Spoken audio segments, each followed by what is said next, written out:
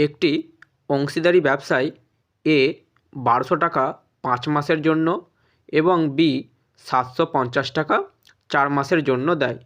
যদি ওই ব্যবসায় ৪৫০ টাকা লাভ হয় তবে এ ও বি এর প্রাপ্য লাভের অনুপাত কত? অপশান এ ৩:২, অপশান বি ৫:৩, অপশান সি ২:১, অপশান ডি ৪:৩। অংশীদারি ব্যবসায় মূলধনের অনুপাতটাই হলো গিয়ে লাভের অনুপাত, অর্থাৎ মূলধনের অনুপাত এবং লাভের অনুপাত একই হবে। তাহলে আমরা এ ও বি এর মূলধনের পরিমাণটা প্রথমে বার করে নেব। প্রশ্নে বলেছে এ এর ১২০০ টাকা খেটেছে ৫ মাসের জন্য, তাহলে এ এর মূলধনের পরিমাণ কত হবে? ১২০০ গুণিত ৫ সমান ৬০০০ টাকা।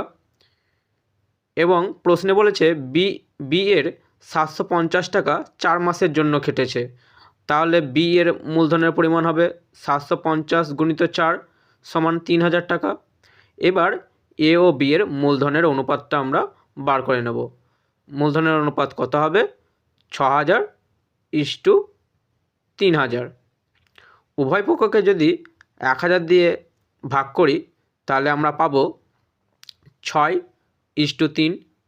এবার উভয় পক্ষকে যদি আমরা ৩ দিয়ে ভাগ করি তাহলে আমরা পাবো ২:১। তাহলে অপশান সি হচ্ছে গিয়ে সঠিক উত্তর। ধন্যবাদ।